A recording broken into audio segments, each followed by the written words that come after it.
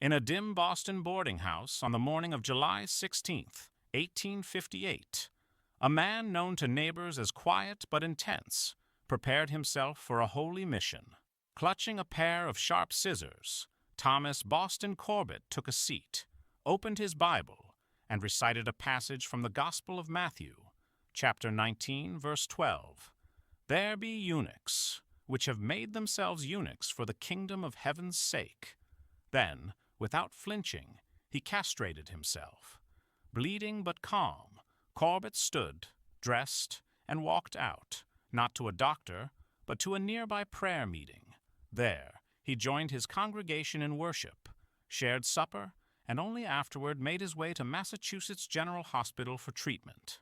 This bizarre sequence of events would later be overshadowed by his infamous killing of John Wilkes Booth, but Corbett's self-castration was the first public sign of a religious fervor and mental instability that would define the rest of his life. Corbett was born in London in 1832 and immigrated to New York as a child. He learned the trade of hat-making, where exposure to mercury, then used in the felting process, likely contributed to his erratic behavior, a condition colloquially known as Mad Hatter's syndrome. After the death of his wife and infant child, Corbett fell into despair, only to be reborn through a dramatic religious conversion. He changed his name to Boston, embraced Methodism, and began preaching on street corners in a top hat and long coat, waving a Bible and condemning sin.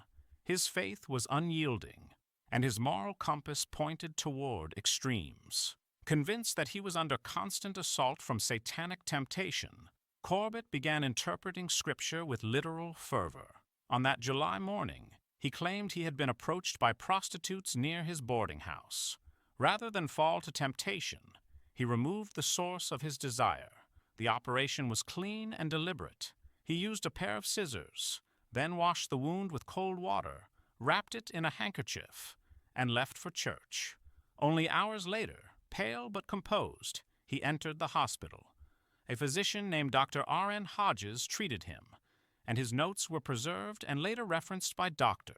John Latimer in historical accounts. Hospital staff were stunned, not just by the act, but by Corbett's demeanor, unshaken, polite, even cheerful.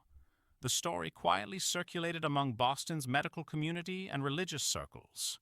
Some viewed it as a horrifying act of zealotry. Others, particularly among the deeply devout, saw it as a courageous commitment to purity. Corbett's own opinion was clear. He had done what was necessary to remain holy, but this was only the beginning. In the years that followed, Corbett enlisted in the Union Army. He served with distinction during the Civil War, but was frequently reprimanded for insubordination and erratic behavior. He was once court-martialed for openly rebuking a superior officer for blasphemy, claiming divine authority to do so. Then, in April 1865, history handed him a moment of violent clarity. After the assassination of Abraham Lincoln, John Wilkes Booth was tracked to a tobacco barn in Virginia. Corbett, then serving as a sergeant in the 16th New York Cavalry, was part of the detachment sent to capture him. Secretary of War Edwin Stanton had ordered Booth taken alive, but Corbett, believing Booth was preparing to fire on his men, and perhaps acting on divine instruction, shot Booth through a gap in the barn wall. The bullet entered behind Booth's left ear. He died hours later. Corbett was arrested for disobeying orders, but was ultimately released and hailed by many as a hero. His justification was simple: "Providence directed me." But even heroism couldn't quiet the chaos brewing in his mind. After the war, Corbett became increasingly paranoid, convinced people were trying to kill him. He brandished a pistol in the Kansas state legislature and was committed to the Topeka Asylum for the Insane in 1887. He escaped, vanished into the plains, and was never officially seen again. Some believe he died in the Great Hinckley Fire of 1894 in Minnesota. Others claim he lived under an alias for years, but no one knows for sure. His 1858 self-castration, however, endures in the annals of American oddity.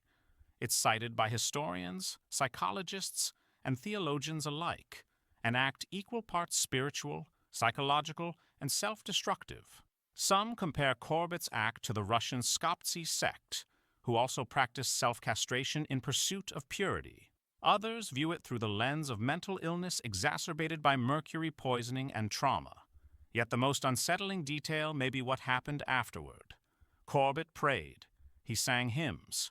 He ate supper. He was, in his own mind, finally clean. Boston Corbett was a man at the crossroads of piety and madness, armed with scissors, scripture, and an unwavering belief that he alone knew the will of God. If you liked what you watched, please like and subscribe. We post interesting and crazy stories from throughout history every Wednesday and Saturday.